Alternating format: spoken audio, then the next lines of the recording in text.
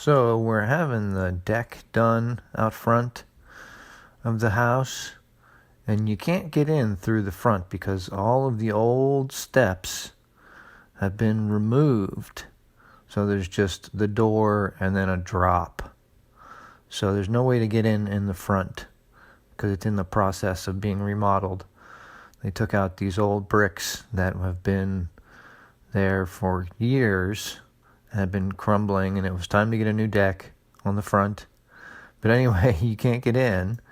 So the other day, there were some Christians wandering around the neighborhood, knocking on doors like they do.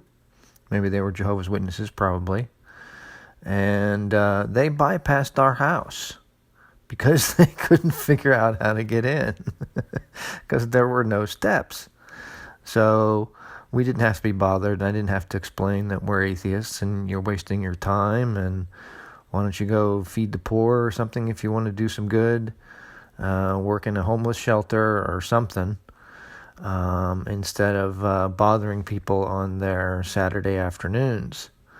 I did invite one of them in once. I don't know what got into me. I said, yeah, come on in. And you want some coffee? Sure, I'll take some coffee. And we sat down at the kitchen table, and he tried to tell me the good news about Christ, and that was the only way to salvation. And I asked him, why is there so much suffering in the world?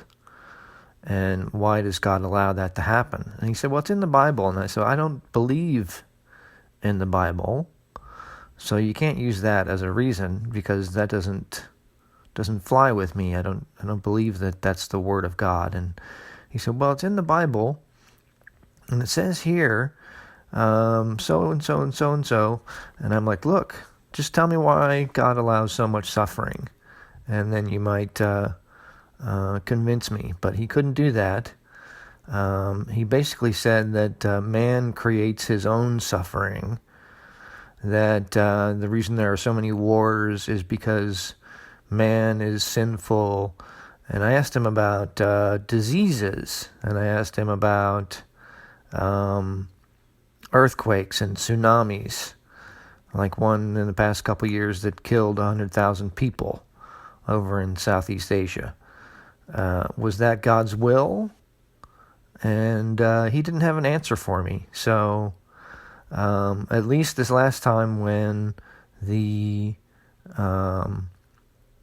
steps were gone, we didn't have to be bothered.